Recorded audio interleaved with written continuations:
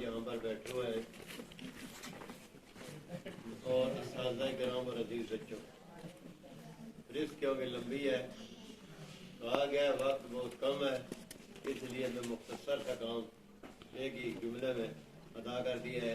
سب کو میری طرف سے بچوں کو السلام علیکم۔ آج میں آپ اور یہ علاقہ جس عظیم ہستی کو الوداع کہہ رہا ہے، میرا ان کے ساتھ بہت پرانا رشتہ ہے۔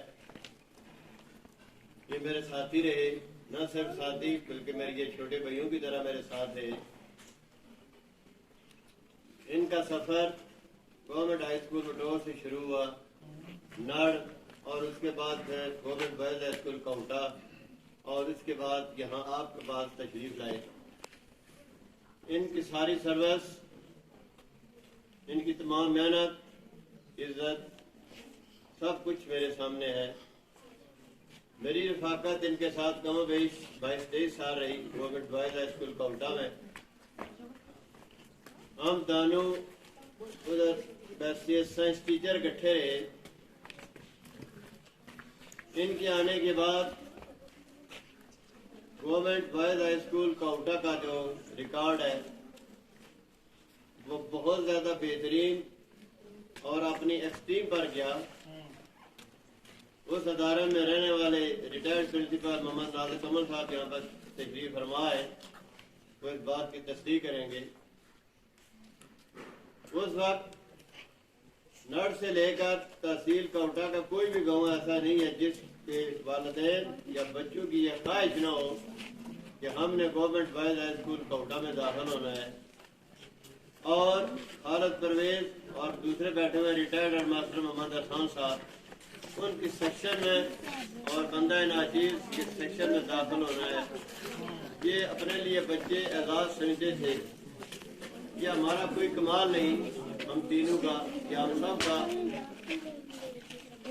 یہ اللہ کی طرف سے احساس ذمہ داری، جیسے بیکاری صاحب نے کہا، ہمارے ذمہ جو فرض لگایا گیا تھا اللہ کی طرف سے، ہم سب نے یہ کوشش کی، اور بالخصوص خالد پرویز صاحب نے اپنی جتنی بھی صلاحیتیں تھیں ان تمام کو بروکار لاتے ہوئے سائنس کے شعبے میں ایک نام کمایا۔ صرف اپنے government boys high school Kahuta میں نہیں بلکہ تحصیل کوٹا اور ڈسٹرکٹ راولپنڈی میں بھی اپنا نام کمایا۔ میں ان کی اس عظمت، محنت کو آپ سب کے سامنے ایکنالج کرتا ہوں اور ان کو سلام پیش کرتا ہوں۔ اس ادارے میں جہاں پر جب یہ تشریف لائے، اس سے پہلے بھی میں یہاں پر وزٹ کرنے کے لیے آتا تھا، PSCS CDSC ایڈ، وہ ادارہ اور آج جس حالت میں یہ چھوڑ کے جا رہے زمین آسمان کا فرق ہے۔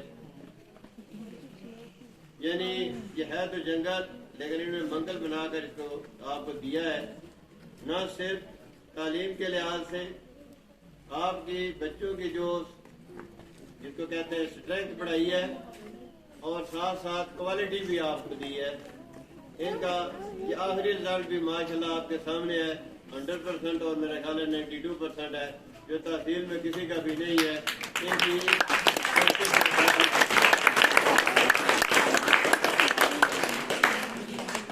بلڈنگ کا وہ نقشہ ان کے آنے سے پہلے میرے آنکھوں کے سامنے ہے، اور آج آپ کو دیکھ رہے ہیں علاقہ کے کچھ ایک دو مہمان بھی بیٹھے ہوئے ہیں۔ یہ انہوں نے اپنی پوری کوشش، طاقت و اثر استعمال کرتے ہوئے اس اسکول کے لیے بہت کوشش کی۔ تمام فنڈز کچھ لائے اور کچھ جنریٹ کیے، اور کچھ اپنی جو جگہ خاص تھی وہاں اس کو بھی استعمال کرتے ہوئے، کیونکہ یہ میرے دوست ہیں، بھائی ہیں، شیئر کرتے رہتے تھے۔ انہوں نے اپنی شبانہ روز محنت سے اس اسکول کو 4 چاند لگائے۔ جہاں ہیڈ ذمہ دار ہوتا ہے، اکیلا ہیڈ کچھ نہیں کر سکتا۔ آپ جتنے اساتذہ کرام بیٹھے ہوئے ہیں، ان کا بھی کردار ان کے ساتھ بہت زیادہ ہے۔ آپ ان کے دستے بازو تھے، رہے تھے، اور میرا خیال ہے اب بھی رہیں گے۔ تو آپ تمام نے مل کر اس ادارے کو 4 چاند لگائے. میں آپ کی بھی کوششوں کی جو ہے وہ تعریف کرتا ہوں. تحسین آپ کی جو تعریفیں ہیں یہ کوششیں قابل تحسین ہیں. اس کے بعد ایک اور ایکسٹرا ذمہ داری تحصیل کوآرڈینیٹر کی طرف سے ان کو دی گئی. جو نازم قمر صاحب یہاں پر بیٹھے پہلے وہ تھے, ان کی ریٹائرمنٹ کے بعد یہ ناپسندیدہ فعل تھا جو ان کو دیا گیا. انہوں نے اس کام کو بھی اتنے اچھے طریقے سے نبھایا کہ کسی اسکول کو بھی کچھ کولیگ بیٹھے ہوئے ان کے ساتھ کام کرتے رہے, کسی کو گلہ نہیں ہوا. انہوں نے بہت اچھے طریقے سے اکوموڈیٹ کیا, ان لوگوں کی عزت کا بھی خیال کیا. ورنہ ظاہر جو آپ حاضر سرا سے آپ کو پتہ ہے آج کل پگڑی اچھالنے میں دیر نہیں لگتی. جیسے راجہ امجد اقبال صاحب آپ کے سامنے انتہائی نفیس آدمی ہے, ہر لحاظ سے بہترین افیسر, ڈپٹی ڈی او سے لے کر ڈی او اور سی او تک تمام عہدے ان کے پاس رہے ہیں. ہر بندے کو انہوں نے اکوموڈیٹ کیا, کام کیا ہے. لیکن ہماری قوم کے جو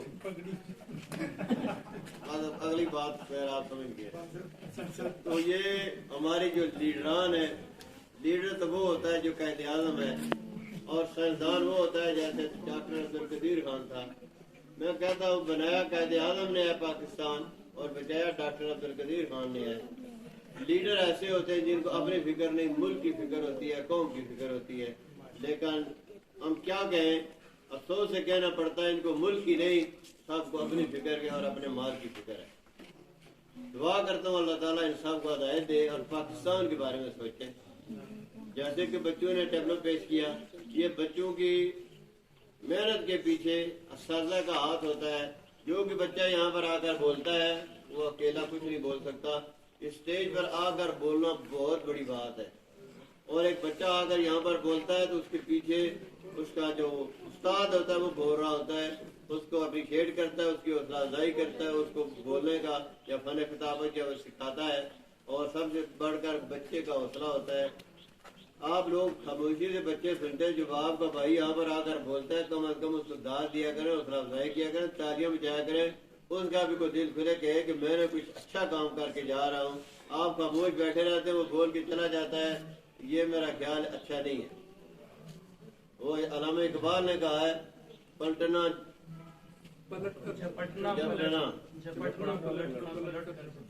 لہو کو گرم رکھنے کا ایک بہانا. یہ آپ اپنے لہو کو گرم رکھا کریں. یہ شہید کی اس نے مثال دی تھی, آپ سارے شہید ہیں, آپ پاکستان کا مستقبل ہیں. تو قاری صاحب نے جیسے کہا احساس ذمہ داری اپنے اندر پیدا کریں. اساتذہ بھی جیسے خالد پرویز صاحب اپنا نام پیدا کر کے جا رہے ہیں, اسی طرح باقی اساتذہ سے بھی ہے کہ محنت کریں تو اللہ تعالیٰ عزت دیتا ہے.